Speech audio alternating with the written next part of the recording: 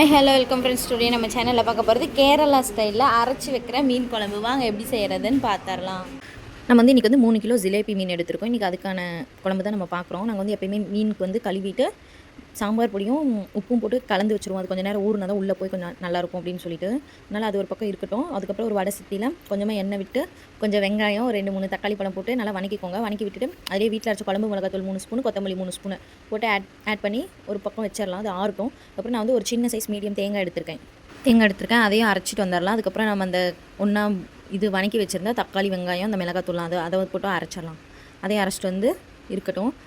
அதுக்கப்புறம் ஒரு வானலியில் நல்லெண்ணெய் விட்டுக்கோங்க. அப்புறம் கொஞ்சம் கடுகு சேர்த்து அது பொரிஞ்சதுக்கப்புறம் சோம்பு, சீரகம், வெந்தயம் எல்லாம் ஒரு அரை ஸ்பூன் ஆட் பண்ணி வணக்கிட்டு கொஞ்சம் பூண்டு அதுவும் வணக்கிட்டு தக்காளி வந்து வெங்காயம் வந்து பெரிய வெங்காயம் ஆட் பண்ணியிருக்கோம். ஒரு வெங்காயம் அது போட்டு நல்லா வணக்கிட்டு பச்சை மிளகா, கருவேப்பிலை அது கூட போட்டு நல்லா வணக்கிக்கோங்க. வணக்கி கண்ணாடி பதம் வர வரைக்கும் உப்பு சேர்த்து நல்லா வணக்கிக்கலாம்.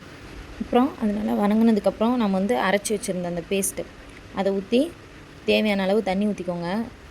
இது வந்து ஒரு 5 to 6 பேர் வந்து சாப்பிட்லாம், நல்லாயிருக்கும். அந்த அளவு தான் நான் வந்து வச்சுருக்கோம். அதுக்கப்புறம் தண்ணி ஊற்றி இது வந்து ஒரு கொதி வரணும். அது கூட நாங்கள் வந்து 2 ஸ்பூன் மட்டும் மீன் மசாலா ஆட் பண்ணியிருக்கோம். வேறு எதுவுமே ஆட் பண்ணல. மஞ்சத்தூள் கொஞ்சம் ஆட் பண்ணியிருக்கோம். அவ்வளோதான். அதுக்கப்புறம் நல்லா கலந்துவிட்டு இது வந்து ஒரு கொதி வரட்டும். ஒரு கொதி வந்துட்டு நம்ம வந்து ஒரு எலுமிச்சப்பழம் சைஸ்க்கு ஒரு கொஞ்சம் புளி எடுத்துருக்கோம். அந்த புளியும் நல்லா கரைச்சி வச்சுக்கலாம். இது நல்லா கொதி வந்ததுக்கப்புறம் அந்த புளி ஊற்றி அது இன்னும் நல்லா பாயில் ஆகணும்.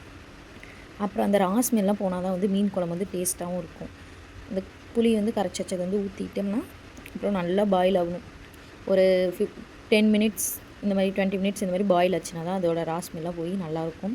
அப்புறம் நம்ம வந்து இந்த மசால் தடவி வச்சுருந்த மீனை போட்டோம்னா அது வந்து ஒரு வேகிறதுக்கு ஒரு 5 to 6 மினிட்ஸ் அந்த அளவு தான் வேகணும். அதுக்கு மேலே வெந்தாலும் பீஸ்லாம் வந்து உடஞ்சி உதிர்ந்து போயிடும், நல்லா இருக்காது, குழம்போட மிக்ஸ் ஆகிடும். அதனால் ஒரு கொதி வர வரைக்கும் 5 to 6 நிமிஷம் மட்டும் வேக வச்சோம்னா போதும். நம்மளோட சுவையான மீன் குழம்பு வந்து தயாராகிடும்.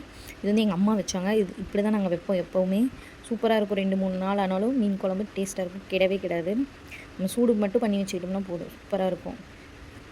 ஸோ இது எல்லாத்தோடையும் நல்லாயிருக்கும். சாப்பாடு, தோசை, இட்லி எதுக்குனாலும் சாப்பிட்லாம், சூப்பராக இருக்கும்.